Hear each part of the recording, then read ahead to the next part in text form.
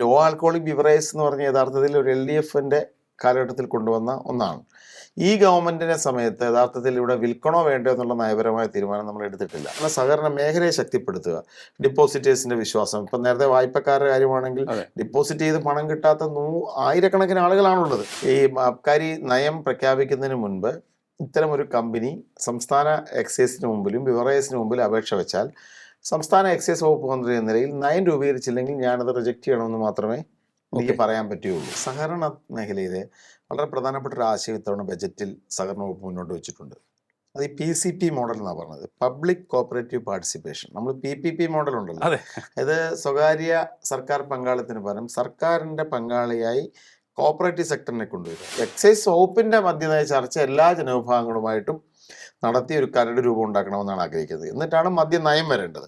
മദ്യനയം വന്നു കഴിഞ്ഞാൽ സ്വാഭാവികമായി അത് പാർട്ടിയുടെ മുന്നണിയുടെയും നയമാണ്. അപ്പോൾ 4 പ്രധാനപ്പെട്ട തൂണുകളിൽ enforcement, awareness, de addiction, rehabilitation ഇങ്ങനെ ഉണ്ടാക്കിയ സമഗ്ര പദ്ധതിയാണ് മയങ്ങില്ല കേരളം.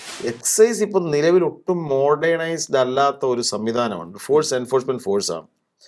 അതുകൊണ്ടാണ് ഞാൻ പറഞ്ഞത് ഘടനയിൽ ആദ്യം ശ്രദ്ധിച്ചു തുടങ്ങിയത്. അതുകൊണ്ടാണ്.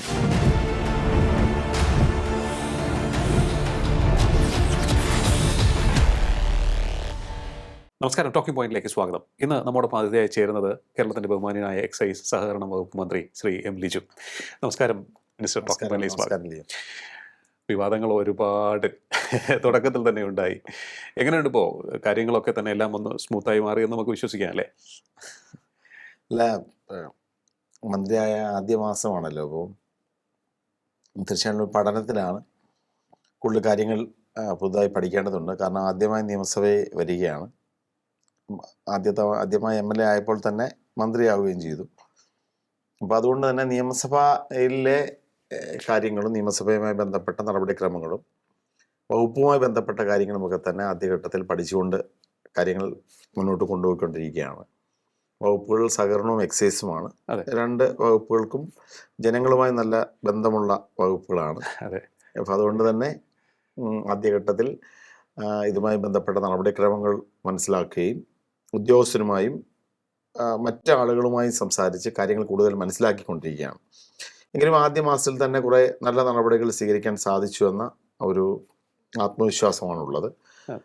നിരവധി കാര്യങ്ങളിൽ തീരുമാനങ്ങൾ എടുക്കാൻ സാധിച്ചിട്ടുണ്ട്. പലതിലും തീരുമാനങ്ങൾ എടുത്തുകൊണ്ടിരിക്കുകയാണ്. നമുക്ക് എല്ലാവർക്കും അറിയാൻ താല്പര്യമുള്ളൊരു വിഷയം സ്വാഭാവികമായിട്ടും ഈ വീര്യം കുറഞ്ഞ മദ്യവുമായി ബന്ധപ്പെട്ടുള്ളതാണ്. അതിപ്പോൾ ഈ ഫിനാൻസ് ബില്ലിൽ അത് സ്ഥാനം പിടിച്ചിട്ടുണ്ടെന്നറിഞ്ഞു. അപ്പോൾ ഫിനാൻസ് ബില്ല് അത് ഉണ്ടാകും. പക്ഷേ ഇത് നടപ്പിലാക്കണമോ വേണ്ടയോ എന്ന് പിന്നീടായിരിക്കും തീരുമാനിക്കാൻ തോന്നുന്നു അല്ലേ?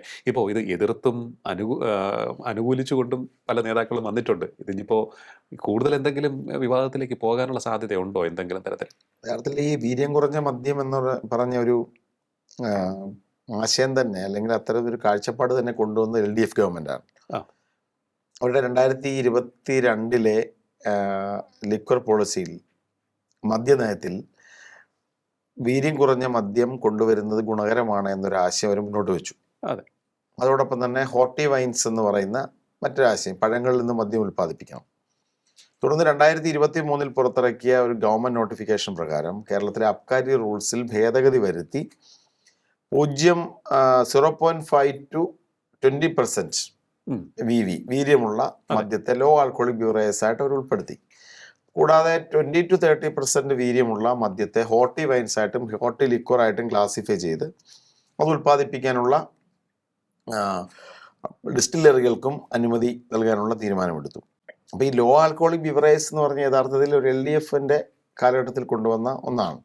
ഈ ഗവൺമെന്റിന്റെ സമയത്ത് യഥാർത്ഥത്തിൽ ഇവിടെ വിൽക്കണോ വേണ്ടോ എന്നുള്ള നയപരമായ തീരുമാനം നമ്മൾ എടുത്തിട്ടില്ല. കാരണം അതൊരു അബ്കാരി പോളിസി വരുമ്പോൾ മാത്രം എടുക്കേണ്ട ഒരു തീരുമാനമാണ്.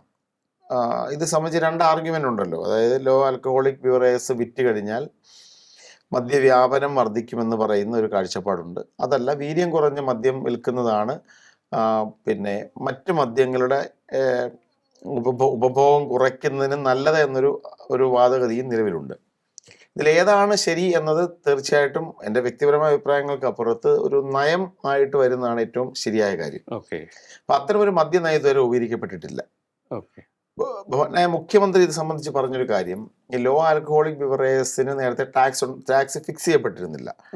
ഇപ്പോൾ ബജറ്റ് എന്ന് പറഞ്ഞാൽ ഫിനാൻഷ്യൽ സ്റ്റേറ്റ്മെന്റ് ആണല്ലോ. അപ്പോൾ ഏതൊക്കെ തരത്തിൽ വരുമാനം ലഭിക്കും എന്ന് പറയുന്ന ഒരു ഫിനാൻഷ്യൽ സ്റ്റേറ്റ്മെന്റിൽ ഇത്തരത്തിൽ LDF കൊണ്ടുവന്ന ലോ ആൽക്കോളിക് ബ്യൂറേഴ്സ് നാളെ വിൽക്കാൻ തീരുമാനിച്ചാൽ നികുതിയുടെ സ്ലാബ് ഇതായിരിക്കുമെന്ന നികുതി നയമാണ് പ്രഖ്യാപിച്ചത് എന്നാണ് അദ്ദേഹം നിയമസഭയ്ക്കുള്ളിൽ വ്യക്തമാക്കിയത്. എന്ന് പറഞ്ഞാൽ വിൽക്കും എന്ന് പറഞ്ഞിട്ടില്ല.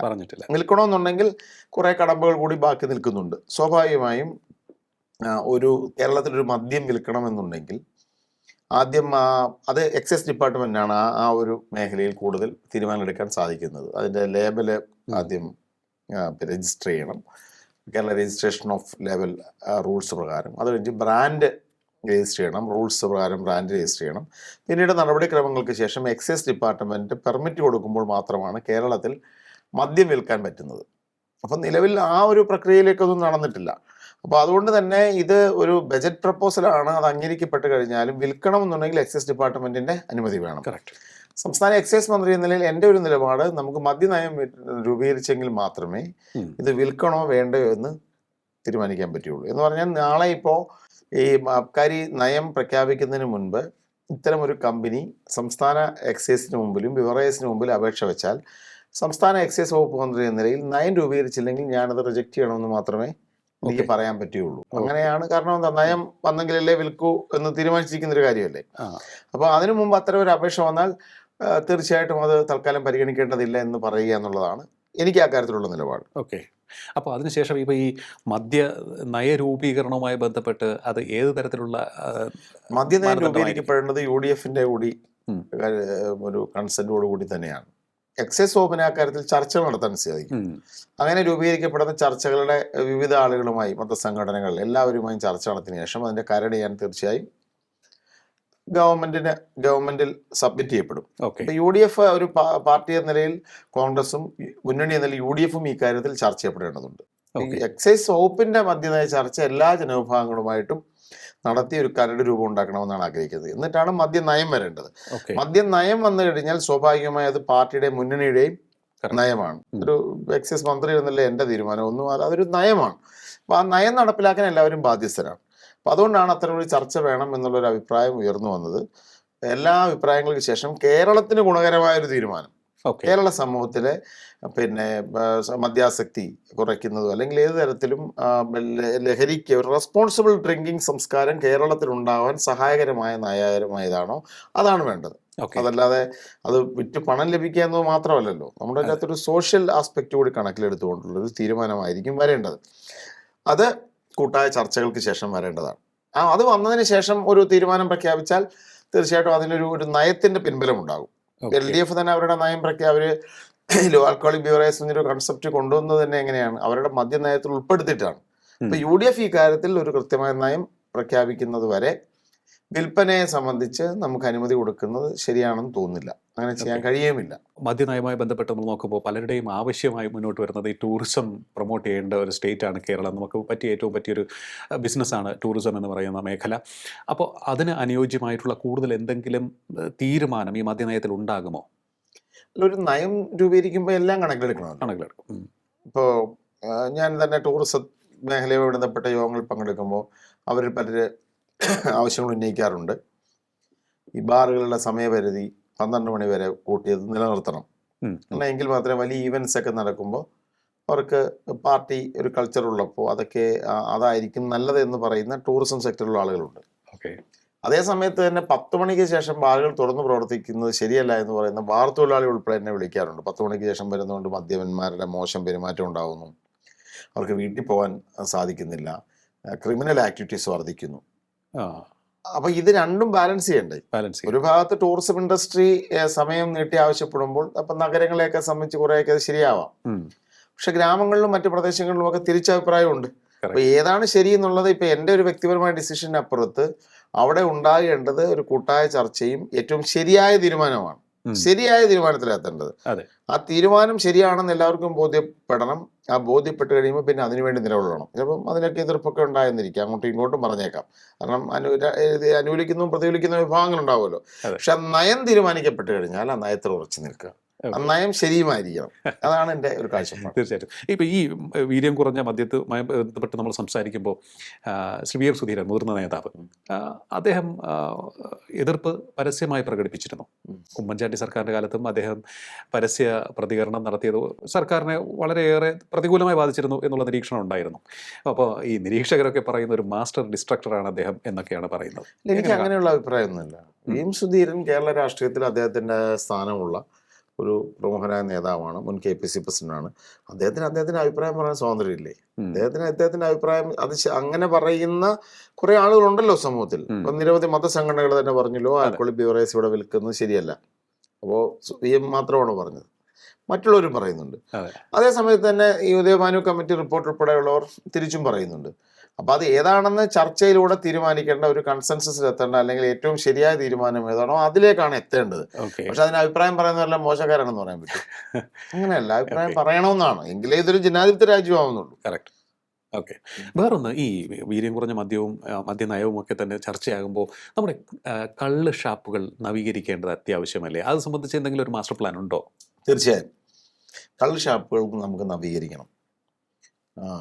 കള്ള് ഷാപ്പുകളെ സംബന്ധിച്ച് ഒന്ന്, അവിടെ കള്ള് തന്നെയാണ് ലഭിക്കുന്നതെന്ന് ഉറപ്പുവരുത്തുക എന്നുള്ളതാണ് ഞങ്ങൾ ഏറ്റവും വലിയ വെല്ലുവിളിയാണത്. വലിയ വെല്ലുവിളി. ഇപ്പം എക്സൈസ് ഓപ്പറേഷൻ ശുദ്ധി എന്ന ഒരു പ്രോജക്റ്റ് ആരംഭിച്ചിട്ടുണ്ട്. എന്ന് പറഞ്ഞാൽ കള്ളിന്റെ ഗുണമേന്മ പരിശോധിക്കുക, ഇതിൽ മായം കലർത്തിയിട്ടുണ്ടോ എന്ന് പരിശോധിക്കണം. കാരണം മനുഷ്യന്റെ ജീവനാണ്. കള്ളെന്ന പേരിൽ മറ്റ് കെമിക്കൽസ് കൊണ്ടു കൊടുത്താൽ പറ്റൂ. അപ്പോൾ അത് പരിശോധിക്കണം. അപ്പോൾ ഒറിജിനൽ കള്ള് കുടിക്കാൻ ആഗ്രഹിക്കുന്ന ആളുണ്ടെങ്കിൽ ആളുകൾക്ക് അത് ലഭ്യമാക്കണം, ഒരു പ്രകൃതിദത്ത പാനീയം എന്ന തരത്തിൽ. അതോടൊപ്പം തന്നെ വ്യാജ കള്ളിന്റെ വിതരണം നിർത്തണം. വൃത്തിയുള്ള ഒരു അന്തരീക്ഷവും ഉണ്ടാവുക എന്നത് പ്രധാനപ്പെട്ട ഒരു കാര്യമാണ്. ഒരു കള്ള് ഷാപ്പ് പ്രവർത്തിക്കുക എന്ന് പറയുമ്പോൾ തന്നെ നമ്മുടെ മനസ്സിൽ വരുന്ന ഒരു ചിത്രം എന്ന് പറഞ്ഞാൽ മോശപ്പെട്ട ഒരു ഓല ഷെഡും പലകടിച്ച പ്രദേശവും അവിടെ ഒരു മോശപ്പെട്ട അന്തരീക്ഷം നിൽക്കുന്ന കുറേ ആളുകളും, അതല്ല അതിൻ്റെ ഒരു രീതി. കള്ള് ഷാപ്പിനെ നമ്മൾ അംഗീകരിക്കാൻ തീരുമാനിച്ചാൽ സർക്കാരിന് ഒരു വരുമാന സ്രോതസ്സായിട്ട് നിലനിൽക്കുന്നെങ്കിൽ വൃത്തിയുള്ള അന്തരീക്ഷം വേണം. അത് അവിടെ ശുദ്ധമായ ഉൽപ്പന്നങ്ങൾ അവിടെ വേണം, വൃത്തിയുള്ള ഭക്ഷണം കൊടുക്കണം. അത്ര ഒരു സാഹചര്യം സൃഷ്ടിക്കുക എന്നത് എക്സൈസ് മന്ത്രി എന്ന നിലയിൽ എൻ്റെ താല്പര്യമാണ്, എൻ്റെ ആഗ്രഹമാണ്. ഞാനത് എക്സൈസ് വകുപ്പുമായി ആ കാര്യത്തിൽ ചർച്ച ചെയ്തിട്ടുണ്ട്. കൃത്യമായൊരു മോഡലുള്ള ഷാപ്പുകളുണ്ടെങ്കിൽ അത് കൃത്യമായ മാതൃകയിലുള്ളതാവണമെന്ന് നിർദ്ദേശം നൽകിയിട്ടുണ്ട്. അതിനുള്ള ശ്രമത്തിലാണ് അത് ഇംപ്ലിമെൻറ്റ് ചെയ്യാൻ. മയങ്ങില്ല കേരളം പുതിയൊരു പദ്ധതി തുടങ്ങിയിട്ടുണ്ട്. അതിനെക്കുറിച്ച് കഴിഞ്ഞ ദിവസം വാർത്താ സമ്മേളനത്തിൽ സംസാരിച്ചു എങ്കിലും നമ്മുടെ ആൾക്കാർക്ക് കൂടുതൽ അറിയാൻ വേണ്ടി, മയങ്ങില്ല കേരളം എന്നത് എക്സൈസിൻ്റെ ഒരു കോംപ്രിഹെൻസീവ് പ്രോജക്റ്റാണ്. ഞാൻ സംസ്ഥാനത്തെ എക്സൈസ് മന്ത്രിയെ ചുമതല ഏറ്റെടുത്തതിന് ശേഷം ആദ്യഘട്ടത്തിൽ എക്സൈസ് വകുപ്പിനെ കുറിച്ചും ഈ ഒരു മേഖലയെക്കുറിച്ചും പഠിക്കാനാണ് ആദ്യഘട്ടത്തിൽ തന്നെ ശ്രമിച്ചത്. അപ്പോൾ ഞങ്ങൾ നടത്തിയൊരു പഠനത്തിൽ ഒന്ന്, എക്സൈസ് വകുപ്പാണ് മയക്കുമരുന്നിനെതിരെയുള്ള പോരാട്ടം ശക്തമായി നടത്തേണ്ടത്, പോലീസിനൊപ്പം തന്നെ. കൂടാതെ ലഹരിക്കെതിരെയുള്ള ബോധവൽക്കരണം നടത്തിക്കൊണ്ടിരിക്കുന്നതും എക്സൈസ് ആണ്. പക്ഷെ എക്സൈസിന് കുറേ പരിമിതികളുണ്ട്. എക്സൈസിൻ്റെ പരിമിതികൾ എന്ന് പറഞ്ഞാൽ, ഒന്ന്, എക്സൈസിന് ആവശ്യമായ സ്ട്രെങ്ത് ഇല്ല. 5000-ൽ താഴെ ഉദ്യോഗസ്ഥന്മാർ മാത്രമാണ് ഉള്ളത്. പരിശോധനയ്ക്ക് ആവശ്യമായ ഉപകരണങ്ങളില്ല, വാഹനങ്ങളില്ല. മയക്കുമരുന്ന് പിടിച്ചു കഴിഞ്ഞാൽ അത് പരിശോധിക്കാനുള്ള സംവിധാനമില്ല. പരിശോധനാ ഫലം കിട്ടാനായിട്ട് ഒരു ലാബറട്ടറി ഇല്ല. ഒരാളെ കുറിച്ച് വിവരം കിട്ടിയാൽ ഇവർ എവിടെയാണെന്ന് അന്വേഷിക്കാൻ സൈബർ ഇന്റർവെൻഷനുള്ള അനുമതിയില്ല. അപ്പോൾ ഒത്തിരി പരിമിതികളുള്ള ഒരു സംവിധാനമാണ് എക്സൈസ്. ഓഫീസുകൾ തന്നെ, റേഞ്ച് ഓഫീസുകളൊക്കെ തന്നെ വളരെ പരിമിതമായ അന്തരീക്ഷത്തിലാണ്, നല്ല ഇതില്ല. അപ്പം ഞാൻ ആദ്യം ഒരു സ്ട്രക്ചറൽ ചേഞ്ചാണ് യഥാർത്ഥത്തിൽ എക്സൈസിൻ്റെ ഒരു നവീകരണത്തിലുള്ള ശ്രമം നടന്നെങ്കിൽ മാത്രമേ ദീർഘകാലാടിസ്ഥാനത്തിൽ മയക്കുമരുന്ന് പോലുള്ള പ്രശ്നങ്ങൾക്ക് പരിഹാരമാവാൻ സാധിക്കുകയുള്ളൂ. വളരെ വാലിഡ് ആയിട്ടുള്ള. അപ്പോൾ അതുകൊണ്ട് നമ്മൾ ഇത്തവണത്തെ ബജറ്റിൽ എക്സൈസ് ഡിപ്പാർട്ട്മെന്റിന്റെ പ്രപ്പോസൽ ഇതെല്ലാം വെച്ചിരുന്നു. ഒന്ന്, എല്ലാ റേഞ്ച് ഓഫീസുകളിലേക്കും മയക്കുമരുന്ന് ഐഡന്റിഫിക്കേഷൻ, ഡ്രഗ് ഐഡന്റിഫിക്കേഷൻ കിറ്റുകൾ ഇത്തവണ ബജറ്റ് അത് അനുമതി നൽകിയിട്ടുണ്ട്. അപ്പം എന്ന് പറഞ്ഞാൽ എല്ലാ റേഞ്ച് ഓഫീസിലും നമ്മൾ ഈ കിറ്റുകൾ കൊടുക്കുമ്പോൾ പിടിച്ചെടുക്കുന്നത് ഏത് സബ്സ്റ്റൻസ് ആണെന്ന് ഐഡന്റിഫൈ ചെയ്യാൻ പറ്റും. 2, സ്റ്റേറ്റ് കെമിക്കൽ ലാബറട്ടറി എക്സൈസിന് വേണമെന്ന് നിർദ്ദേശം വെച്ചു. ഇത്തവണ അതിനുവേണ്ടി പണം വകയിരുത്തിയിട്ടുണ്ട്. സംസ്ഥാനത്താകമാനം പിന്നെ മോഡൽ എക്സൈസ് റേഞ്ച് ഓഫീസുകൾ. എക്സൈസ് ഓഫീസ് എന്ന് പറഞ്ഞു കഴിഞ്ഞാൽ ഒരു പഴഞ്ചൻ സംവിധാനത്തിനപ്പുറത്ത് ആധുനികമായ ഒരു സംവിധാനം, തൊണ്ടിമൂന്ന് സൂക്ഷിക്കാൻ, ആളുകളെ കൗൺസിൽ ചെയ്യാൻ, ഇതിന് വിവരങ്ങൾ ലഭിക്കാൻ, ഇതെല്ലാം ഒരു മോഡൽ എക്സൈസ് റേഞ്ച് ഓഫീസ്. അതിന് അനുമതി ബജറ്റിൽ നൽകിയിട്ടുണ്ട്. വാഹനങ്ങൾ കൂടുതൽ വാങ്ങാൻ അനുമതി നൽകിയിട്ടുണ്ട്. അപ്പോൾ എക്സൈസിന്റെ മോഡേണൈസേഷൻ എന്നതൊരു പ്രധാനപ്പെട്ട സ്റ്റെപ്പാണ്. പിന്നെ നമ്മൾ ഈ കോംപ്രിഹെൻസീവ് അതിനുള്ള പ്രവർത്തനങ്ങൾ ബജറ്റിൽ നിർദ്ദേശം കൊടുത്ത് നേടിയെടുക്കാൻ സാധിച്ചിട്ടുണ്ട് കുറേയൊക്കെ. രണ്ടാമത്തെ ഒരു പ്രധാനപ്പെട്ട കാര്യം എക്സൈസിന്റെ പ്രവർത്തനങ്ങളുടെ അടിസ്ഥാനം ഒന്ന് എൻഫോഴ്സ്മെന്റ് ആണ്. നേരത്തെ പറഞ്ഞ ക്രിമിനൽസിനെ അറസ്റ്റ് ചെയ്യുക. അതെ. രണ്ട് അവയർനെസ് ആണ്. അതെ. കുട്ടി ക്ലാസ് എടുക്കുക, കാര്യങ്ങൾ മനസ്സിലാക്കുക, പ്രതിരോധ പ്രവർത്തനങ്ങൾ നടത്തുക. മൂന്ന് ഡി അഡിക്ഷനാണ്. ഡി അഡിക്ഷനിലൂടെ മയക്കുമരുന്നിൽ നിന്ന് മുക്തി നേടിക്കാനുള്ള, അല്ലെങ്കിൽ മദ്യാസക്തിയിൽ നിന്ന് മുക്തി നേടുക, ഡി അഡിക്ഷൻ. കറക്റ്റ്. നമ്മളൊരു പുതിയ പില്ലർ കൂടി ആഡ് ചെയ്തു. ഞാൻ പറഞ്ഞ റിഹാബിലിറ്റേഷൻ കൂടി ഞങ്ങളൊരു സങ്കല്പമായി മുന്നോട്ട് വെച്ചു. Very good. അതെ.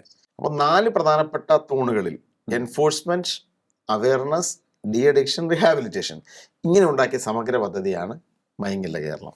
അപ്പോൾ ഞങ്ങൾ ഈ ആക്ഷൻ മാത്രമല്ല, അവയർനെസ്സും ഡി അഡിക്ഷനും റിഹാബിലിറ്റേഷനും. ആക്ഷൻ പാർട്ടിൽ ആരംഭിച്ച പദ്ധതി ഓപ്പറേഷൻ തണ്ടറാണ്. പോലീസ് ഓപ്പറേഷൻ തൂഫാൻ നടത്തിയപ്പോൾ ഇപ്പുറത്ത് വലിയ പ്രചരണ കോലാഹലങ്ങളില്ലെങ്കിലും ഓപ്പറേഷൻ തണ്ടർ നടത്തി. ഓപ്പറേഷൻ തണ്ടറിന്റെ ഇതുവരെയുള്ള കണക്ക് പ്രകാരം കഴിഞ്ഞ ദിവസം 26-ാം തീയതി ലോക മയക്കുമരുന്ന് വിരുദ്ധ ദിനത്തിന്റെ കണക്ക് പ്രകാരം 14,000-ൽ പരം കേസുകൾ സംസ്ഥാനത്ത് രജിസ്റ്റർ ചെയ്തു എക്സൈസ്. അതിൽ 1,400 പരം കേസുകൾ NDPS കേസുകളാണ്.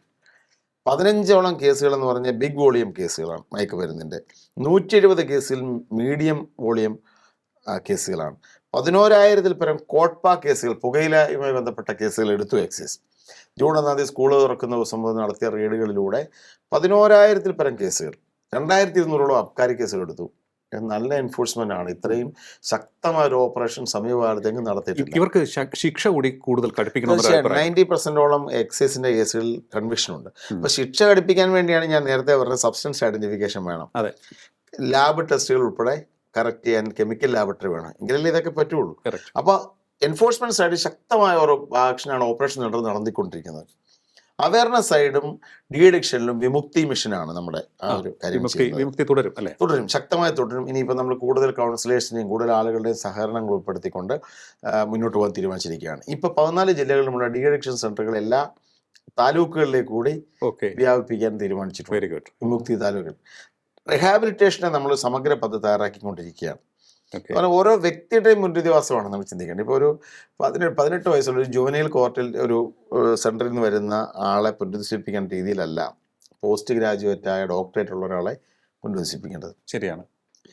ഒരു സിനിമാ താരത്തിനാണ് പുനരധിവാസം വേണ്ടത്, ഇങ്ങനെയല്ല. അപ്പോൾ സാമൂഹ്യ പുനഃസംയോജനമാണ് വേണ്ടത്. ഇപ്പോൾ ചിലയിടത്ത് സ്പോർട്സിനെ നമുക്ക് ഉപയോഗപ്പെടുത്തേണ്ടി വരും, ചിലടത്ത് NGOസിനെ ആയിരിക്കും വേണ്ടി വരുന്നത്, ചിലടത്ത് മതസംഘടനകളുടെ സഹായം വേണ്ടി വരും, ചിലടത്ത് കലാപരിപാടികൾ വേണ്ടി വരും. അങ്ങനെ സമഗ്രമായ ഒരു പുനരധിവാസ പദ്ധതിയും തയ്യാറായിട്ടുണ്ട്. അപ്പോൾ മയങ്ങില്ല കേരളം എന്ന ക്യാമ്പയിൻ ഈ 4 തൂണുകളിൽ ഊന്നി നിൽക്കുന്ന വളരെ മികച്ചൊരു കോംപ്രിഹെൻസീവ് പദ്ധതിയാണ്.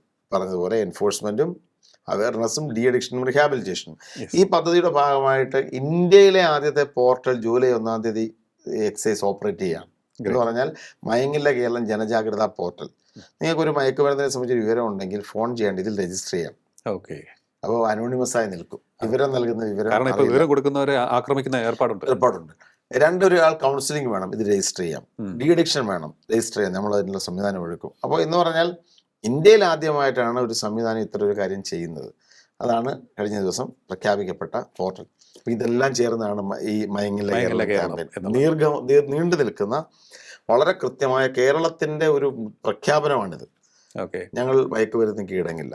ശക്തമായ എൻഫോഴ്സ്മെന്റ് ഉണ്ടാകും, ശക്തമായ പ്രതിരോധം ഉണ്ടാകും, ശക്തമായ ഡി അഡിക്ഷൻ ഉണ്ടാകും, റിഹാബിലിറ്റേഷൻ ഉണ്ടാകും. ഇതാണ് അതിന്റെ മെസ്സേജ്. വളരെ ചാലഞ്ചിങ് ആയിട്ടുള്ളൊരു, തീർച്ചയായിട്ടും ഒരു വലിയ വെല്ലുവിളിയാണ് നേരിടുന്നത്. നമ്മൾ അതിനുള്ള മുന്നൊരുക്കങ്ങൾ നടത്തിക്കൊണ്ടിരിക്കുക. നേരത്തെ പറഞ്ഞ സൈബർ ഇന്റർവെൻഷനുള്ള അനുമതി പോലും ഞങ്ങൾ ചോദിച്ചിരിക്കുകയാണ്.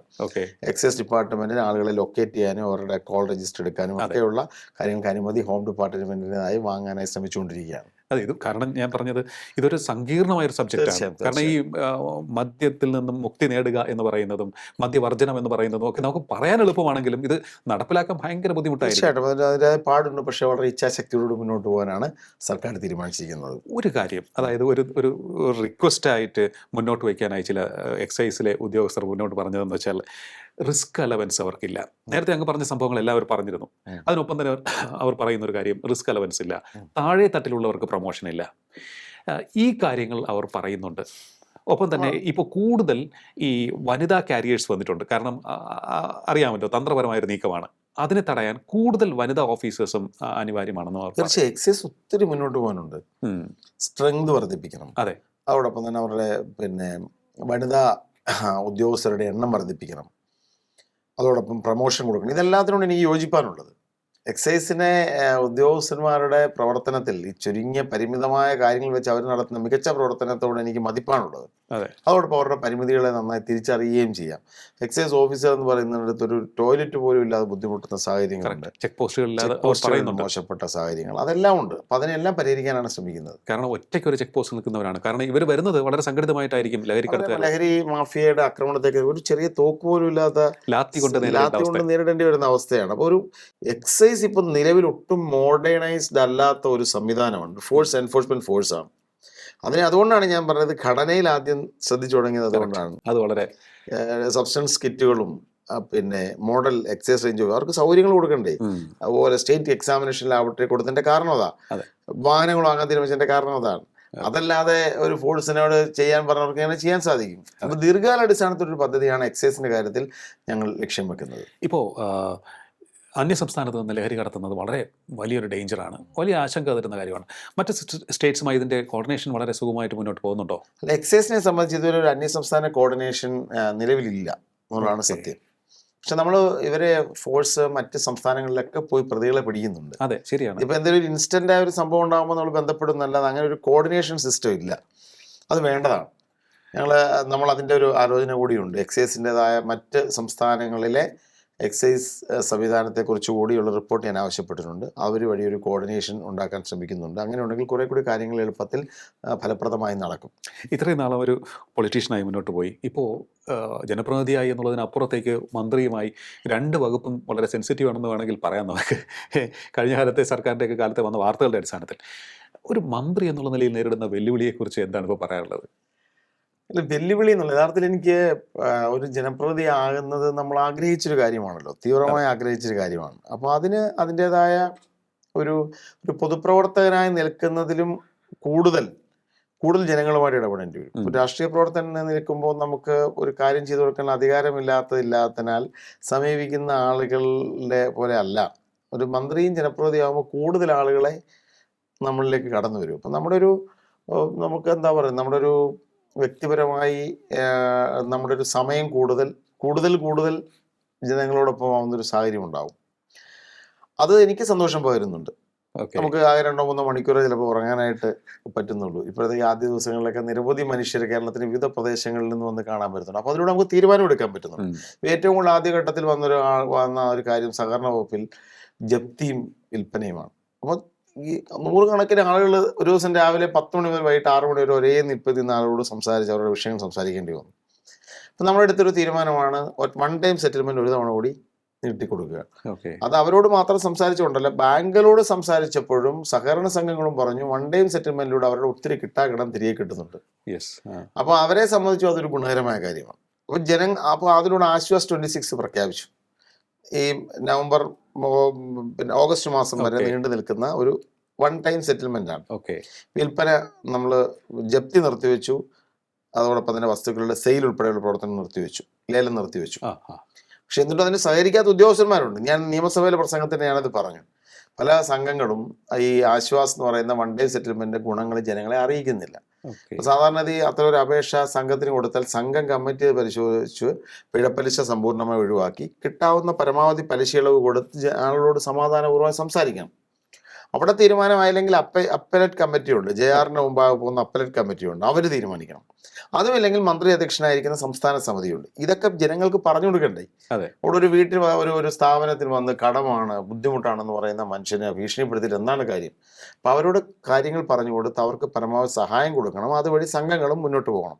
അപ്പം ഞാൻ പറഞ്ഞൊരു പ്രധാനപ്പെട്ട കാര്യം, ജനങ്ങളുമായി ബന്ധപ്പെട്ട് നിൽക്കുമ്പോൾ നമുക്ക് സ്വകാര്യ നിമിഷങ്ങളുടെ എണ്ണം വ്യക്തിപരമായി ചിലപ്പോൾ കുറഞ്ഞു എന്ന് പറഞ്ഞാലും ജനങ്ങളോട് ബന്ധപ്പെട്ട് നിൽക്കുന്നതാണ് ഒരു പൊതുപ്രവർത്തനെ സംബന്ധിച്ച് ഏറ്റവും പ്രധാനപ്പെട്ട കാര്യം. തീർച്ചയായിട്ടും അത് എനിക്ക് സന്തോഷം പകരുന്ന ഒരു കാര്യമാണ്. പിന്നെ കാര്യങ്ങൾ പഠിക്കുക എന്നത് നമ്മളൊരു വകുപ്പിൽ ഇപ്പോൾ എക്സൈസ് ആണെങ്കിലും സഹകരണമാണെങ്കിലും ഏത് വകുപ്പെടുത്താലും അതിലെ നിയമങ്ങളെക്കുറിച്ചും ചട്ടങ്ങളും ഒക്കെ നമ്മൾ പഠിക്കുക എന്നൊരു പ്രധാനപ്പെട്ട കാര്യമാണ്.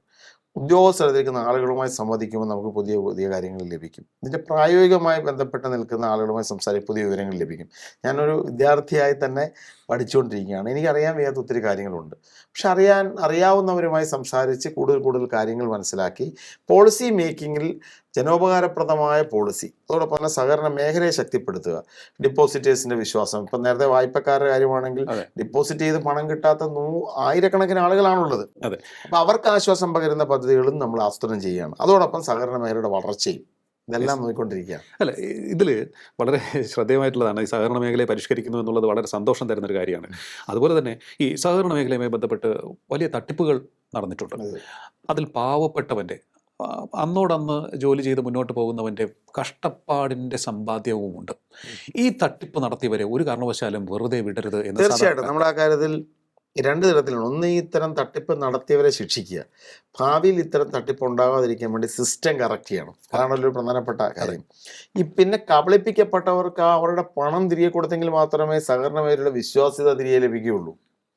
ഈ 3 നടപടികളിലൂടെയാണ് മുന്നോട്ട് പോകുന്നത്. ഒന്ന്, അഴിമതിക്കാരായാലുള്ള കൃത്യമായി, ഞാനിപ്പോൾ ആദ്യം തന്നെ ഇത്തരത്തിൽ സർചാർജ് ഏർപ്പെടുത്തപ്പെട്ട സംഘങ്ങളുടെ ലിസ്റ്റ് എടുക്കാൻ ആവശ്യപ്പെട്ടു. എൻ്റെ മുമ്പിലുണ്ട്. അതിൽ തട്ടിപ്പ് നടന്ന സംഘങ്ങളെ ഐഡന്റിഫൈ ചെയ്ത് അത്ര അഴിമതിക്കാരായിരിക്കുന്ന ആളുകൾക്ക് ശിക്ഷ വാങ്ങിച്ചു കൊടുക്കാൻ നടപടികൾ സ്വീകരിക്കപ്പെടുന്നുണ്ട്. അതോടൊപ്പം തന്നെ ഈ തട്ടിപ്പ് തകർന്നു പോയ സംഘങ്ങളെ ലിസ്റ്റ് എടുക്കുമ്പോൾ അവിടെ പണം നഷ്ടപ്പെട്ട ആളുകൾക്ക് എങ്ങനെ കൊടുക്കാമെന്നതിനെ കുറിച്ചുള്ള പദ്ധതികളും ആവിഷ്കരിക്കുകയാണ്. അതിലൊന്ന് ഇപ്പം സഹകരണ പുനരുദ്ധാരണ ഡെപ്പോസിറ്റ്സ് ഗ്യാരണ്ടി സ്കീമുണ്ട്. അപ്പോൾ ബാങ്കുകൾ ഡെപ്പോസിറ്റ്സ് ഗ്യാരണ്ടി സ്കീമിൽ ചേർന്നിട്ടുണ്ട്. അതിൽ കുറേ പണം അടയ്ക്കുന്നുണ്ട്. ഈ ഡെപ്പോസിറ്റ് ഗ്യാരണ്ടി സ്കീമിൽ 315 കോടി രൂപ കിടപ്പുണ്ട്. പക്ഷെ അത് നിക്ഷേപകർക്കോ ആരെങ്കിലും കൊടുക്കാനുള്ള ഒരു സംവിധാനം ഇപ്പം നിലവിലില്ല. സംഘങ്ങൾ ലിക്വിഡേറ്റ് ചെയ്യപ്പെടുമ്പോൾ മാത്രമാണ് ഈ പണം വിതരണം ചെയ്യാൻ പറ്റുന്നത്. അപ്പം നമ്മൾ അതിനൊരു അമെൻമെന്റിന് ശ്രമിക്കുകയാണ്. നിലവിലുള്ള ഫണ്ട് തന്നെ എങ്ങനെ നഷ്ടപ്പെട്ട നിക്ഷേപകർക്ക് കൊടുക്കാം, മുഴുവൻ അങ്ങനെ ഒരു ബാങ്കിലെ മുഴുവൻ പേർക്ക് കൊടുക്കുക എന്നുള്ളതല്ല, എങ്കിലും പരമാവധി ആളുകൾക്ക് ഇതിന്റെ ഒരു പ്രയോജനം, പണം കെട്ടിക്കെട്ടുന്നതിനപ്പുറത്ത് ഉപയോഗമില്ലായിരിക്കും വരെ ജനങ്ങളിൽ എങ്ങനെ എത്തിക്കാം. അതുപോലെ തന്നെ സംഘങ്ങളുടെ റിവൈവൽ ഫണ്ടുണ്ട്, ഡെവലപ്മെന്റ് സ്കീം. അതെന്ന് പറയുന്ന മികച്ച പദ്ധതികൾ ആവിഷ്കരിച്ച് സമർപ്പിക്കുന്ന സംഘങ്ങൾക്ക് അവരുടെ തിരിച്ചുവരാനുള്ള സാധ്യത കണക്കിലെടുത്ത് അവർക്ക് ധനസഹായം നൽകി സംഘങ്ങളെ തിരിച്ചു കൊണ്ടുവന്ന് നിക്ഷേപകരുടെ പണം കൊടുക്കുക, ഭാവിയിൽ ഈ സംഘങ്ങളെ വളർത്തുക. ഇതും ലക്ഷ്യം വെക്കുന്ന ഒരു കാര്യമാണ്. അപ്പോൾ ഇത്തരം പദ്ധതികളൊക്കെ തന്നെ നിലവിൽ അതിനെക്കുറിച്ച് പഠിച്ച് നടപ്പിലാക്കാനുള്ള കാര്യങ്ങൾ ചെയ്തുകൊണ്ടിരിക്കുകയാണ്. നമ്മുടെ കേരള ബാങ്കിന്റെ ഇനിയുള്ള പ്രവർത്തനം എങ്ങനെയായിരിക്കും? അതിന്റെ ശൈലി മാറുമോ? അതിന്റെ കേരള ബാങ്ക് രൂപപ്പെട്ടതിനെ ആദ്യഘട്ടത്തിൽ UDF എതിർത്താണ്. അതിന് കാരണമുണ്ട്. നമ്മുടെ ജില്ലാ സഹകരണ ബാങ്കുകൾ 3 ടയർ സിസ്റ്റം നല്ല സിസ്റ്റമായിരുന്നു. താഴെ തട്ടിൽ പാക്സ്, മിസ്ലേനിയസ് സംഘങ്ങൾ, അത് കഴിഞ്ഞ് ജില്ലാ സഹകരണ ബാങ്ക്, അത് കഴിഞ്ഞ് സ്റ്റേറ്റ് കോപ്പറേറ്റീവ് ബാങ്ക്. അപ്പം ഇതുകൊണ്ട് താഴെ ഈ ഒരു ഇടയ്ക്ക് ജില്ലാതലത്തിലൊരു ബാങ്ക് ഉണ്ടായിരുന്നത് പ്രാഥമിക സംഘങ്ങൾക്ക് വലിയ സഹായമായിരുന്നു. പലതരത്തിൽ അവരുടെ പണം മൂവ് ചെയ്യാനും ഒക്കെ തന്നെ. പെട്ടെന്ന് അത് ഇല്ലാതാക്കിയത് കാരണം പറഞ്ഞത് നഷ്ടത്തിൻ്റെ കണക്ക് പറഞ്ഞുകൊണ്ടാണ്. യഥാർത്ഥത്തിൽ അത് നഷ്ടത്തിൻ്റെ കണക്ക് അത് തന്നെ അതൊരു അത്ര പൂർണ്ണമായും ശരിയല്ല. 1300 കോടി രൂപയുടെ നഷ്ടമുണ്ട് എന്ന് പറഞ്ഞു കഴിഞ്ഞാൽ അത് നവംബർ മാസം എടുക്കുന്ന കണക്കുകളാണ്. യഥാർത്ഥത്തിൽ മാർച്ചിലാണ് കണക്കെടുക്കുന്നതെങ്കിൽ പണം തിരിച്ചു വരുമ്പോൾ അത്രയും നഷ്ടമില്ല. 1-2 ജില്ലാ സഹകരണ ബാങ്കുകൾ മാത്രമാണ് നഷ്ടത്തിലുണ്ടായിരുന്നത്. പക്ഷെ എന്താണെങ്കിലും ഇപ്പൊ കേരള ബാങ്ക് രൂപീകരിച്ചു, അമാൽഗമേറ്റ് ചെയ്ത് ഇത്രയും 13 ജില്ലകളെ അമാൽഗമേറ്റ് ചെയ്ത് ഇപ്പൊ കേരള ബാങ്ക് ഉണ്ട്. മലപ്പുറം മാത്രമാണെന്ന് മാറി നിൽക്കുന്നത്. ഇപ്പൊ കേരള ബാങ്കിനോട് പോസിറ്റീവ് സമീപനമാണുള്ളത്. കാരണം സ്റ്റേറ്റ് കോപ്പറേറ്റീവ് നമ്മുടെ ഒരു കോപ്പറേറ്റീവ് ബാങ്കാണുള്ളല്ലോ ഉള്ളത്. അപ്പൊ അതിനെ ശക്തിപ്പെടുത്തുന്ന നടപടികളാണ് സംസ്ഥാന സർക്കാർ സ്വീകരിക്കുന്നത്. അത് താഴെ പ്രാഥമിക ബാങ്കുകൾക്ക് ആ വളർച്ചയുടെ പ്രയോജനം ലഭിക്കണം. അതേ സമയത്ത് തന്നെ നാളെ ജില്ലാ സഹകരണ ബാങ്കുകൾ തിരികെ കൊണ്ടുവരുമോ എന്ന് ചോദിച്ചാൽ അതൊരു പോളിസി ക്വസ്റ്റ്യനാണ്. അത് UDFും ഗവൺമെന്റ് തീരുമാനിക്കേണ്ട കാര്യമാണ്. പക്ഷെ അത് ഉണ്ടാവുന്നത് വരെ കേരള ബാങ്കല്ലേ ഉള്ളത്. അപ്പൊ അതിനെ ശക്തിപ്പെടുത്തുക എന്ന് തന്നെയാണ് തീരുമാനിക്കുന്നത്. തിരിച്ചാണ് കാര്യങ്ങൾ വരുന്നതെങ്കിൽ അപ്പോൾ നോക്കാവുന്ന കാര്യങ്ങളാണ്. വളരെ പ്രധാനപ്പെട്ട ഒരു കാര്യമാണ് സഹകരണ മേഖലയിലെ വളരെ പ്രധാനപ്പെട്ട ഒരു ആശയം ഇത്തവണ ബജറ്റിൽ സഹകരണ വകുപ്പ് മുന്നോട്ട് വെച്ചിട്ടുണ്ട്. അത് ഈ PCP മോഡൽ എന്നാണ് പറഞ്ഞത്, പബ്ലിക് കോപ്പറേറ്റീവ് പാർട്ടിസിപ്പേഷൻ. നമ്മൾ PPP മോഡൽ ഉണ്ടല്ലോ, അത് സ്വകാര്യ സർക്കാർ പങ്കാളിത്തത്തിന് പകരം സർക്കാരിന്റെ പങ്കാളിയായി കോപ്പറേറ്റീവ് സെക്ടറിനെ കൊണ്ടുവരിക. കാരണം നിരവധി കോടിക്കണക്കിന് രൂപയുടെ നിക്ഷേപമുള്ള നിരവധി സംഘങ്ങൾ നിലവിലുണ്ട്. പക്ഷെ അവരുടെ എല്ലാം ഈ പണം എന്നത് ഒരു ഡെറ്റ് എന്ന് പറഞ്ഞാൽ ഒരു നിക്ഷേപമായി പലിശ സ്വീകരിക്കുന്നതിനപ്പുറത്ത് സർക്കാരിന്റെ ഇൻഫ്രാസ്ട്രക്ചർ ഡെവലപ്മെന്റിൽ യഥാർത്ഥത്തിൽ അവർ വലിയ പങ്കാളികളാവുന്നില്ല നാടിന്റെ. അപ്പം നമുക്ക് മുന്നോട്ട് വെച്ചൊരാശയം, ഇപ്പം സർക്കാരിന് ഭൂമിയുണ്ട് എന്ന് കരുതുക, ഒരു സഹകരണ സ്ഥാപനങ്ങളോ ഒരു സഹകരണ സ്ഥാപനമോ അല്ലെങ്കിൽ സഹകരണ സ്ഥാപനങ്ങളുടെ കൺസോർഷ്യത്തിനോ വേണമെങ്കിൽ അവിടെ വളരെ പ്രൊഡക്റ്റീവായ ഒരു സ്ഥാപനം തുടങ്ങാം. ഒരു ആശുപത്രി വേണമെങ്കിൽ ഇവിടെ സ്റ്റാർട്ട് ചെയ്യാം. ഇതുവരെ അതിന് അനുമതിയില്ല. അപ്പോൾ സർക്കാർ അല്ലെങ്കിൽ ഒരു വ്യവസായ സ്ഥാപനം അല്ലെങ്കിൽ മറ്റെന്തെങ്കിലും തൊഴിൽ കൊടുക്കുന്ന ഒരു സ്ഥാപനം, അപ്പോൾ അങ്ങനെ അത്തരം വയബിളായ നല്ല പ്രോജക്റ്റുകൾ കൊണ്ടുവന്നാൽ സർക്കാർ അനുമതി കൊടുക്കും. Public cooperative participation. അതിനായിട്ട് 1 കോടി രൂപ ഈ സർക്കാർ ഈ ബജറ്റിൽ വകയിരുത്തിയിട്ടുമുണ്ട് ആദ്യഘട്ട ആദ്യഘട്ട പഠനങ്ങൾ. പഠനത്തിന് വേണ്ടിയിട്ട്. അതായത് അതൊരു വലിയ കാര്യമാണ്. 10,000-കണക്കിന് കോടി രൂപ നമ്മുടെ സഹകരണ സ്ഥാപനങ്ങളുടെ, കേരള ബാങ്കിൽ ഉൾപ്പെടെ മറ്റ് സഹകരണ സ്ഥാപനങ്ങളുടെ നിക്ഷേപമായിട്ടുണ്ട്, അൺയൂട്ടിലൈസ്ഡ് ആയിട്ടുള്ളത്. അതെ, അത് വളരെ പ്രൊഡക്റ്റീവ് എന്ന് പറഞ്ഞാൽ വെറുതെ ഇൻവെസ്റ്റ് ചെയ്ത് കാശ് കളയുക എന്നുള്ളതല്ല, അതിന് റിസൾട്ട് ഉണ്ടാക്കുന്ന തരത്തിലുള്ള ഇൻവെസ്റ്റ്മെൻറ്റുകളിലേക്ക് വന്ന് അതുവഴി ഇൻഫ്രാസ്ട്രക്ചർ ഡെവലപ്പ് ചെയ്യാനും തൊഴിൽ സാധ്യതകൾ സൃഷ്ടിക്കാനും ഉള്ളൊരാശയമാണ് PCP. UDF സർക്കാർ പൊതുവിൽ ഇത്തരത്തിൽ ഇന്നോവേറ്റീവ് ആയിട്ടുള്ള കാര്യങ്ങളുമായിട്ടാണ് പോകുന്നത് അല്ലേ? തീർച്ചയായിട്ടും വളരെ ഇന്നോവേറ്റീവായ കാര്യങ്ങളാണ് ഈ ഗവൺമെൻറ്റിൻ്റെ നയപരിപാടിയിൽ നമുക്ക് കാണാൻ സാധിക്കുന്നത്. മികച്ച കാര്യങ്ങളുണ്ട്. നമ്മൾ ഈ കുറേ വാർത്തകളൊക്കെ നോക്കുമ്പോൾ സർക്കാർ മാറി, ഇടതുപക്ഷം മാറി, UDF അധികാരത്തിൽ വന്നതിന് ശേഷം ഈ ഉദ്യോഗസ്ഥർ ഒരു പ്രധാനപ്പെട്ട വാർത്തയായി മാധ്യമങ്ങളിൽ ഇടം നേടുന്നുണ്ട്. അതായത് LDF നിയോഗിച്ച ഉദ്യോഗസ്ഥർ, അവരുടെ ഭാഗത്തു നിന്നുണ്ടാകുന്ന നടപടികൾ പലപ്പോഴും ചിലപ്പോൾ ആശ്ചര്യപ്പെടുത്തുന്ന കാര്യങ്ങളൊക്കെ തന്നെ അവർ ചെയ്യാറുണ്ട്. ഇത്തരത്തിൽ ഉദ്യോഗസ്ഥരുടെ ഏതെങ്കിലും തരത്തിലുള്ള തിരിഞ്ഞുനിൽപ്പ് സിസ്റ്റത്തെ പിന്നോട്ടടിക്കാൻ കാരണമാകുമോ? അതിന് ഏത് രീതിയിൽ ആ വെല്ലുവിളിയെ അതിജീവിക്കേണ്ടതല്ലേ? അല്ല, എനിക്കിതുവരെ അത്ര ഒരു ഉദ്യോഗസ്ഥർ തിരിഞ്ഞു നിൽക്കുന്ന ഒരു അനുഭവം എനിക്ക് വ്യക്തിപരമായി ഉണ്ടായിട്ടില്ല. എൻ്റെ വകുപ്പിലെ ഉദ്യോഗസ്ഥന്മാർക്ക് ഞാൻ കൃത്യമായ ഒരു മെസ്സേജ് കൊടുത്തിരുന്നു. കഴിഞ്ഞ 10 വർഷത്തെ ഒരു സിസ്റ്റമാണ് നിങ്ങളുടെ മുമ്പിലുള്ളത്, ഒറ്റയടിക്കാതെ നിങ്ങളെല്ലാം പ്രതികാര നടപടികൾ ചെയ്യാനൊന്നും എനിക്ക് വ്യക്തിപരമായി താല്പര്യമുള്ള ഒരാളല്ല. പക്ഷേ സർക്കാരിൻ്റെ ഒരു പോളിസിയുണ്ട്, അത് ജനക്ഷേമകരമാണ്, അതിനെതിരായി നിലകൊള്ളരുത് എന്ന് മെസ്സേജ് കൊടുത്തിരുന്നു. ഓക്കെ, ഇപ്പോഴും ആ ഒരു നല്ല റിലേഷൻ കീപ്പ് ചെയ്താണ് മുന്നോട്ട് പോകുന്നത്. എല്ലാ ഉദ്യോഗസ്ഥന്മാരോടും അവരുടെ രാഷ്ട്രീയമാണെന്ന് ഞാൻ അന്വേഷിക്കാറില്ല. പക്ഷേ പരാജയപ്പെടുത്താനുള്ള ശ്രമങ്ങളുണ്ടായാൽ ശക്തമായി നേരിടുമെന്ന് പറഞ്ഞിട്ടുണ്ട്. അന്ന് മാത്രമേ ഉള്ളൂ, അല്ലാതെ അങ്ങനെ ഒരു മുൻവിധിയില്ല. ഇപ്പോൾ ഇടതുപക്ഷ യൂണിയനിൽപ്പെട്ട ഒരു ഉദ്യോഗസ്ഥരാണെന്ന് വെച്ച് മുൻവിധി, ഞാൻ അവരുടെ യൂണിയൻ പോലും അങ്ങനെ അന്വേഷിക്കാറില്ല. അതിനപ്പുറത്ത് വിശ്വാസത്തിലെടുത്താണ് പോകുന്നത്. അപ്പം നമ്മൾ വിശ്വാസത്തിലെടുക്കുമ്പോൾ അതിനനുസരിച്ച് തിരിച്ചും ആ ഒരു പ്രതികരണം ഉണ്ടാകണം. ഓക്കെ, അതാണ് പ്രശ്നം. ശ്രീ ലിജുവിൻ്റെ ഒരു ബേസിക് നേച്ചർ പണ്ട് തൊട്ട് ഞാൻ കാണുന്ന ഇതാണ്, വളരെ സോഫ്റ്റാണ്, സ്ട്രെയിറ്റ് ഫോർവേഡാണ്. ഇത്തരത്തിലൊരു സോഫ്റ്റ് ആയിട്ടുള്ള നേച്ചർ വെച്ച് ഇപ്പോൾ ഒരു പൊളിറ്റിക്കൽ ലീഡറായിട്ട് പോകുന്നു. അതല്ലെങ്കിൽ പറയാനുണ്ടോ നിങ്ങൾക്ക് ഇതല്ല വേറൊരു മുഖം കാണേണ്ടി വരും എന്ന് അല്ല, ഞാൻ അതായത് നമ്മൾ ആളുകളോട് പെരുമാറേണ്ടത് എപ്പോഴും മര്യാദയ്ക്കാണ്, നിലപാടുകളാണ് ശക്തമാവേണ്ടത്. ഇപ്പോൾ നമുക്ക് വളരെ ഞാൻ കാര്യങ്ങൾ ഉദ്യോഗസ്ഥർ ഉൾപ്പെടെയോട് സംസാരിക്കുമ്പോൾ അല്ലെങ്കിൽ ഒരു വിഷയം നിൽക്കുമ്പോൾ ഞാൻ പരമാവധി ഏറ്റവും അവർക്കൊരു പ്രതിപക്ഷ ബഹുമാനം കൂടുതൽ സംസാരിക്കാനാണ് ആഗ്രഹിക്കുന്നത്. കാരണം അവർ ഒരു അന്തസ്സുള്ള മനുഷ്യരാണ് അപ്പുറത്ത് നിൽക്കുന്നത്. നമുക്ക് ഓരോ മനുഷ്യർക്കും അവരുടേതായ ഒരു ഹ്യൂമൻ ഡിഗ്നിറ്റി ഉണ്ട്. അപ്പോൾ നമ്മുടെ ഭരണഘടനയിൽ തന്നെ പറഞ്ഞേക്കുന്ന ഏറ്റവും പ്രധാനപ്പെട്ട ഒരു കാര്യം സാഹോദര്യവും ഡിഗ്നിറ്റിയാണ്. വ്യക്തിപരമായ ഓരോ മനുഷ്യനും അവരുടെ മനുഷ്യ അന്തസ്സുണ്ട്. അതിന് വില വെച്ചുകൊണ്ട് മാത്രമേ നമുക്ക് സംസാരിക്കാൻ സാധ്യമാവുകയുള്ളൂ. അപ്പോൾ ആ ഡിഗ്നിറ്റി വെച്ച് മനുഷ്യന് അന്തസ്സിനെ വില വെച്ച് നമ്മൾ ബഹുമാനവും മര്യാദയും കൊടുത്ത് സംസാരിക്കുമ്പോൾ തന്നെ അപ്പുറത്തൊന്നും മനുഷ്യവിരുദ്ധമായ പ്രവർത്തനങ്ങളാണ് ഉണ്ടാകുന്നതെങ്കിൽ, നമുക്ക് യോജിക്കാൻ കഴിയാത്ത പ്രവർത്തനമാണെങ്കിൽ ശക്തമായ നടപടിക്കും എനിക്ക് മടിയില്ല. അതാണ് വ്യത്യാസം. ഞാൻ അപ്പുറത്തെ ആശയങ്ങൾ, ഇപ്പം ഞാൻ വ്യത്യസ്തമായ രാഷ്ട്രീയ പാർട്ടിയിൽപ്പെട്ടവരോട് ഞാൻ സംസാരിക്കുന്നുണ്ട്, സംവാദങ്ങൾ ഏർപ്പെടാറുണ്ട്, അല്ലെങ്കിൽ ടെലിവിഷൻ ചർച്ചകളിൽ പങ്കെടുക്കാറുണ്ട്. അപ്പം ഞാൻ എൻ്റെ പാർട്ടിയും ഞാൻ വിശ്വസിക്കുന്ന ഒരു ആദർശത്തിന് വേണ്ടി നിലനിൽക്കുന്നു. അപ്പുറത്തിരിക്കുന്നവർക്കും അതിന് സ്വാതന്ത്ര്യമുണ്ട്. അപ്പോൾ എനിക്ക് എൻ്റെ ആശയങ്ങൾ പറയാനുള്ള സ്വാതന്ത്ര്യം പോലെ അപ്പുറത്തിരിക്കുന്നവർക്കും പറയാനുണ്ട്. അതിന് അദ്ദേഹം അവിടെ നിന്ന് എന്തെങ്കിലും പറഞ്ഞു എന്ന് വെച്ചുകൊണ്ട് അവരെ വ്യക്തിപരമായി ആക്ഷേപിച്ച് ഗാലറിക്ക് വേണ്ടി അടിച്ചിരുത്തി എന്ന് പറയുന്ന ഒരു രീതിയോട് എനിക്ക് യോജിപ്പില്ല. അതൊരു ശരിയായ രീതിയുമല്ല. അപ്പുറത്തിരിക്കുന്ന ആളിൻ്റെ അഭിപ്രായം പറയാനുള്ള സ്വാതന്ത്ര്യത്തെ അങ്ങേയറ്റം അംഗീകരിക്കുക, അവരുടെ വ്യക്തി എന്നുള്ള ഡിഗ്നിറ്റിക്ക് ഏറ്റവും കോട്ടം തട്ടാതെ ഏറ്റവും മര്യാദയോടെ അവരോട് പെരുമാറുക. എന്നാൽ നിലപാടുകളുടെ കാര്യത്തിൽ ഒരു വിട്ടുവീഴ്ച എടുക്കാതെ പാടില്ല. അതാണ് എൻ്റെ വിഷയത്തിലെ നിലപാട്. എന്ന് വെച്ചാൽ നമ്മൾ മനുഷ്യരാണ്, ചില സമയങ്ങളിലൊക്കെ നമുക്ക് വൈകാരികമായി എല്ലാ സമയത്തും ഒരേപോലെ സ്റ്റേബിൾ ആവണമെന്നില്ലല്ലോ. പരമാവധി നമ്മൾ മര്യാദ വെച്ച് പ്രവർത്താൻ ശ്രമിക്കാറുണ്ടെങ്കിലും ചിലപ്പോഴൊക്കെ നമ്മൾ എന്ത് ചെയ്യും, മനുഷ്യരാണ്, നമുക്ക് നമ്മുടെയും നിയന്ത്രണം നഷ്ടപ്പെട്ടു പോയേക്കാം. അങ്ങനെയൊക്കെ ഉണ്ടായിട്ടുണ്ട്. അവസാനമായിട്ട് എം ലിജു എന്ന പൊളിറ്റീഷ്യൻ ആരോടാണ് കൂടുതൽ കടപ്പെട്ടിരിക്കുന്നത്? ആരാണ് റോൾ മോഡൽ പൊളിറ്റിക്സ്? അങ്ങനെയല്ല, എനിക്ക് മനസ്സിലായിട്ടൊരു കാര്യം എന്ന് പറഞ്ഞാൽ, നമ്മൾ ഓരോ വ്യക്തിക്കും ശക്തിയും ദൗർബല്യവും ഉണ്ട്. ഓരോ നേതാക്കന്മാരുടെ കാര്യവും ഇത് തന്നെയാണ്. എനിക്ക് എൻ്റെ ശക്തിയും എൻ്റെ ദൗർബല്യവും ഉണ്ട്.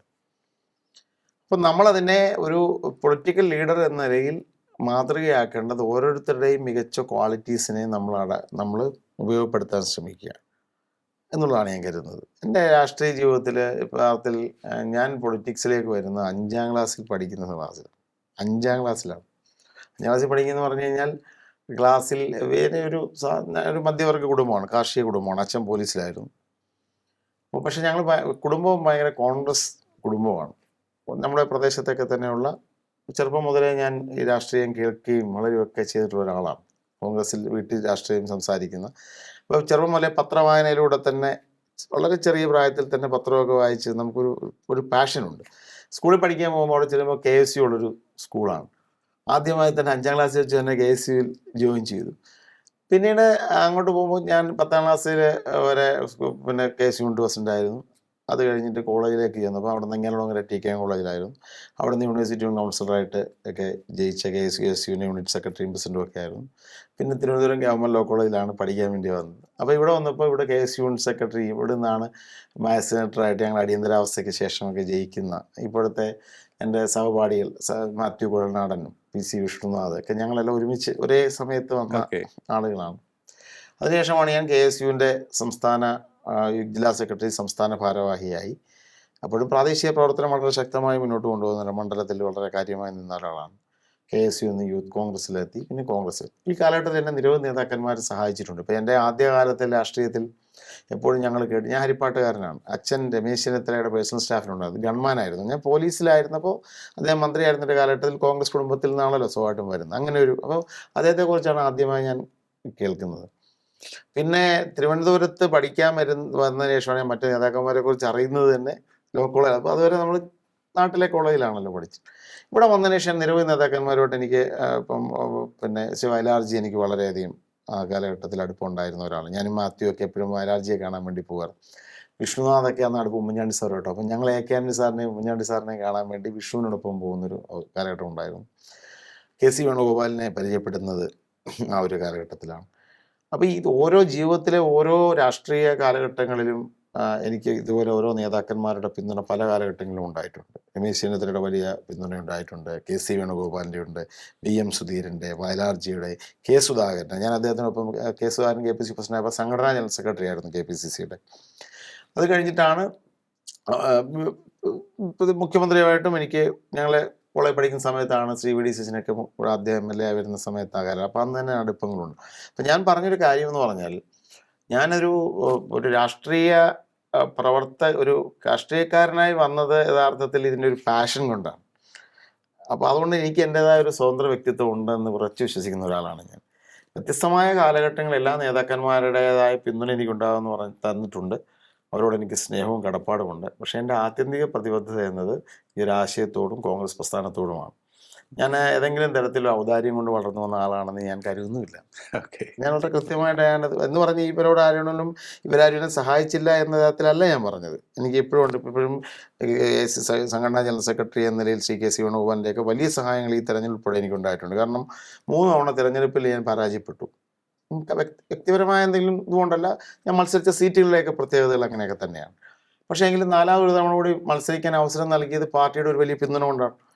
ശ്രീ KC വേണുഗോപാലൊക്കെ ഒരു നിലവാരം എടുത്തില്ലായിരുന്നെങ്കിൽ ഞാനിപ്പോൾ ചിലപ്പം ഇവിടെ നിന്ന് സംസാരിക്കാൻ പോലും എനിക്ക് അവസരം ഉണ്ടാകണമെന്നില്ല. 4ാമതൊരു തവണ കൂടി പാർട്ടി എനിക്ക് വിശ്വാസത്തിൽ ഏൽപ്പിച്ചു. രാഹുൽ ഗാന്ധിയാണ് എന്നെ യൂത്ത് കോൺഗ്രസ് സംസ്ഥാന പ്രസിഡന്റ് ആക്കിയത്. ഞാൻ യൂത്ത് കോൺഗ്രസ് സംസ്ഥാന ജനറൽ സെക്രട്ടറി ആയിരിക്കും. അന്ന് ടാലൻറ്റ് സെർച്ച് നടക്കുന്ന സമയമാണ്. അതെ, രാഹുൽ ഗാന്ധി നേരിട്ട് അന്ന് നടത്തിയ ഒരു വലിയ പ്രോസസ്സിലൂടെയാണ് ഞാൻ സംസ്ഥാന യൂത്ത് കോൺഗ്രസിൻ്റെ പ്രസിഡന്റ് ആയത്. എനിക്ക് അദ്ദേഹത്തിന് ജീവിതത്തിൽ ഏറ്റവും നിർണായകമായ ഒരു ബ്രേക്ക് നൽകിയത് അദ്ദേഹമാണ്. ഞാൻ യൂത്ത് കോൺഗ്രസ് ദേശീയ ജനറൽ സെക്രട്ടറിയായി പ്രവർത്തിച്ചു. ദക്ഷിണേന്ത്യയുടെ ചുമതലയുള്ള അന്ന് ചുമതലക്കാരൻ ശ്രീ രാഹുൽ ഗാന്ധിയായിരുന്നു. അപ്പം ഞാൻ പറഞ്ഞു വന്നത്, എനിക്ക് സംസ്ഥാന നേതാക്കന്മാരുടെയും ദേശീയ നേതാക്കന്മാരുടെയും ഒക്കെ പിന്തുണ എൻ്റെ രാഷ്ട്രീയ ജീവിതത്തിലുണ്ടായിട്ടുണ്ട്. പക്ഷെ ആത്യന്തികമായി എൻ്റെ പ്രതിബദ്ധത, ഇവരോടെല്ലാം എനിക്ക് സ്നേഹമുണ്ട്, കടപ്പാടുണ്ട്. പക്ഷെ കോൺഗ്രസ് എന്ന് പറയുന്ന രാഷ്ട്രീയ പ്രസ്ഥാനത്തിൻ്റെ പ്രത്യയശാസ്ത്രമാണ് എന്നെ മുന്നോട്ട് നയിക്കുന്നതാണ് ഞാൻ കരുതുന്നത്. ലിജു എന്ന കേരളത്തിൻ്റെ ബഹുമാന്യനായ മന്ത്രി വളരെ വ്യക്തമായ കാഴ്ചപ്പാടോടുകൂടി മുന്നോട്ട് പോവുകയാണ്. അദ്ദേഹത്തിനൊരു പ്ലാനുണ്ട്. ആ പ്ലാനിനനുസരിച്ച് കാര്യങ്ങൾ നടക്കട്ടെ എന്ന് നമുക്ക് ആശ്വസിക്കാം. എക്സൈസ് വകുപ്പിനെ റീസ്ട്രക്ചർ ചെയ്യുക എന്ന് പറയുന്ന മഹത്തായ, അത് വളരെ അനിവാര്യമായ ഒരു ചുവടുവയ്പ് തന്നെയാണ്. ആ ഒരു ചുവടുവയ്പ്പാണ് അദ്ദേഹം തുടക്കം കുറിച്ചിരിക്കുന്നത്. വിജയിക്കട്ടെ. സഹകരണ വകുപ്പിൽ നവീകരണത്തിന് തുടക്കം കുറിച്ചിരിക്കുകയാണ്. അത് വളരെ ഗംഭീരമായിട്ടുള്ള കാര്യങ്ങളാണ്. കഷ്ടത അനുഭവിക്കുന്നവർക്ക്, വളരെയേറെ കഷ്ടപ്പെട്ട് ജീവിക്കുന്നവർക്ക് അത് ഒരു വലിയ കൈത്താങ്ങായി മാറുവാൻ സാധ്യതയുള്ള കാര്യങ്ങളാണ് അങ്ങ് ഇപ്പോൾ പറഞ്ഞിരിക്കുന്നത്. അത് വേഗത്തിൽ നടപ്പിലാവട്ടെ. ആ കാര്യങ്ങളൊക്കെ തന്നെ. ഒപ്പം തന്നെ സഹകരണ വകുപ്പിൽ ഈ പണം നഷ്ടപ്പെട്ട് കരഞ്ഞുകൊണ്ടിരിക്കുന്ന കരഞ്ഞുകൊണ്ടിരിക്കുന്നവർ, കഷ്ടപ്പെട്ടുകൊണ്ട് വിഷമിച്ചിരിക്കുന്നവർക്ക് ആശ്വാസകരമായിട്ടുള്ള വാക്കുകളും അദ്ദേഹത്തിൻ്റെ ഭാഗത്തു നിന്നുണ്ടായിട്ടുണ്ട്. എന്തായാലും അദ്ദേഹത്തിന് നമുക്ക് വിജയം ആശംസിക്കാം. വളരെ സ്ട്രോങ് ആയി തന്നെ മുന്നോട്ട് പോവുക. നമ്മൾ എല്ലാ ആശംസകളും നേരുകയാണ്. എപ്പോഴും ഞങ്ങളുടെ പിന്തുണ ഉണ്ടായിരിക്കും. വളരെയധികം നന്ദി ഞങ്ങളോടൊപ്പം ചേർന്നത്.